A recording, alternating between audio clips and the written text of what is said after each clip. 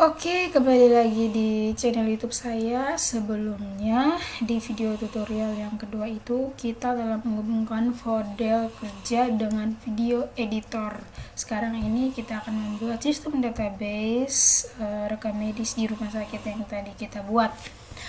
Sebelum kita lanjut untuk membuat websitenya atau memasukkan skrip-skripnya, kita akan membuat database-nya dulu sebelum itu, dan kita membuat tabel-tabelnya. Selanjutnya kita isi tabel-tabelnya. Oke, di sini saya akan membuka aplikasi Exact terlebih dahulu.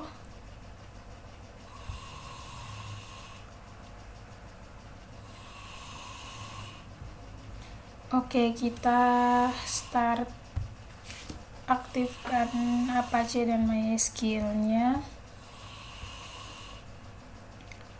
Oke, kita masuk di PHP MyAdmin-nya. Di sini saya sudah membuat database-nya tentang Sicilia Hospital. Teman-teman bisa lihat di sini ada cek kebersihan kamar, cek kebersihan ruang, detail kalian dokter, detail penyakit, detail perawat jaga, dokter poli, jadwal karyawan, kamar karyawan, kalian dokter, obat, pasien, penyakit, poli, rawat inap, rekam medis, resep, dan ruang. Oke, di sini kita lihat dari yang pertama, cek kebersihan kamar. Oke, di sini untuk kebersihan kamarnya itu dia ada ID kebersihan kamar.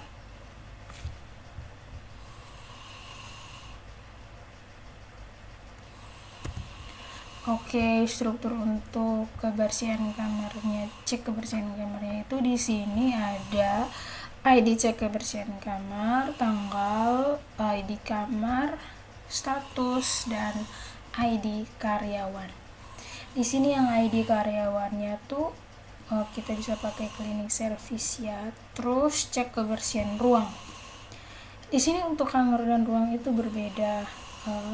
Ruang itu misalnya seperti ruang operasi atau ruang sebagainya, ruang bedah dan lain hal sebagainya. Kalau kamar itu semacam ada pembagian mulai dari VIP, terus VIP, kamar anggrek, mulai dari ekonomi, kelas atas, kelas bawah, dan seterusnya.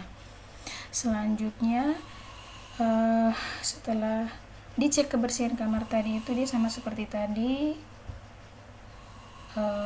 dicek kebersihan ruang, ada ID karyawan, status ID kamar, tanggal ID, cek kebersihan kamar. Nah, cek kebersihan ruang sama ya guys ya, gitu. Dimana ID karyawannya itu cleaning service ya. Oke, berikutnya detail keahlian dokter. Untuk keahlian dokter itu dia ada ID keahlian dokter, ID karyawan, dan ID keahlian. Dimana ID karyawan itu misalnya ID dokter, terus detail penyakit. Detail penyakit di sini itu ada ID detail penyakit, ID rekam medis, dan ID penyakit. Oke, sebelumnya data-datanya itu atau tabelnya itu di sini sudah diisi. Oke, yang dimana ada sekitar 10 untuk setiap tabelnya itu. Selanjutnya kita lihat detail perawat jaga. Di sini perawat jaga, untuk detail perawat jaga itu ada detail perawat jaga, ada ID karyawan, serta ada ID rawat inap. Selanjutnya ada dokter poli. Kita lihat di sini. Dokter poli di sini itu ada ID dokter poli, ID poli, dan juga ID karyawan. Dimana itu ID karyawannya itu adalah dokter. Selanjutnya ada jadwal karyawan. Di sini untuk jadwal karyawannya itu sudah diisi ya guys ya.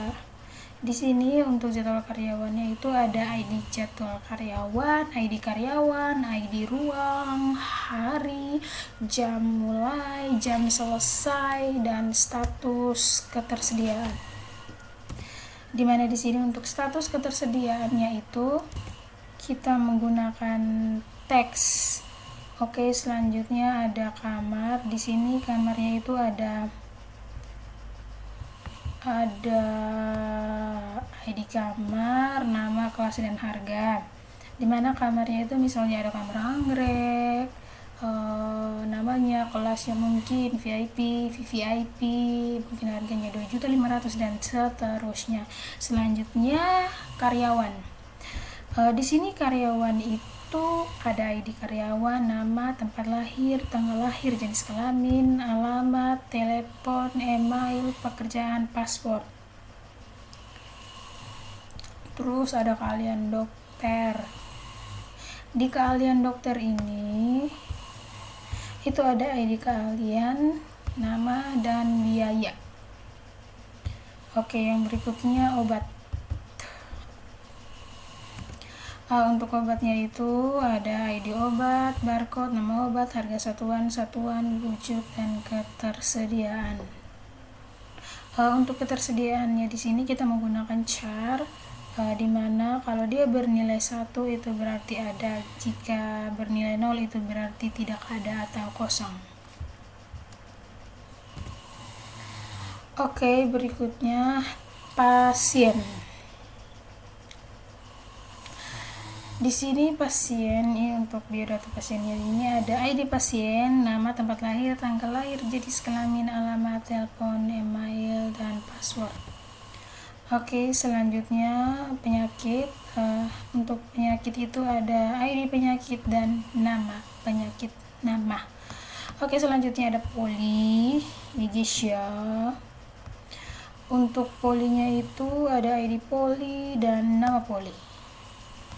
Oke, selanjutnya rawat inap. Rawat inap ini ada ID rawat inap, ID rekam medis, tanggal mulai, tanggal selesai, ID karyawan, dan ID kamar. ID karyawan di sini adalah perawat jaga, di mana dia yang menjaga pasien yang berawat inap. Selanjutnya ada rekam medis. Ya guys ya, ada rekam medis. Dan di rekam medis ini ada ID rekam medis, ID pasien, tanggal pelayanan, terus ada ID jadwal karyawan, di mana di saat pasien mengisi pelayanan, pendaftaran untuk pelayanan itu, di mana dia akan memilih dokter untuk menyesuaikan dengan jadwal dokter. ID poli, keluhan awal, ID karyawan. Nah, di sini ID karyawannya itu adalah perawat pemeriksa, di mana dia yang melakukan pemeriksaan awal sebelum dia pasien menuju ke dokter.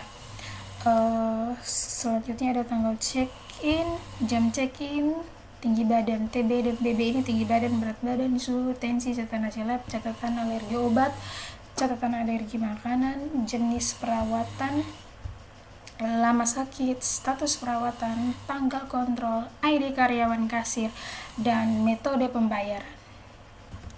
Di mana ID karyawan itu sebenarnya kasir ya guys ya. Oke. Selanjutnya resep.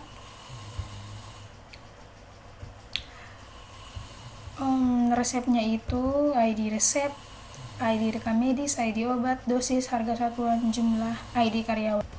Di sini ID karyawannya itu, untuk ID karyawannya ini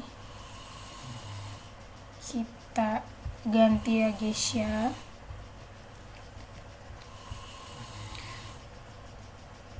Mana nih guys? Oke, kita ganti ke apoteker. Oke, kita save apoteker ya guys ya. Di sini untuk resepnya itu ID resep, ID rekam medis, ID obat, dosis, harga satuan, jumlah, ID karyawan, di mana itu adalah apoteker. Nah, selanjutnya yang terakhir adalah ruang. Nah, ruang di sini di sini ada ID ruang dan nama ruang.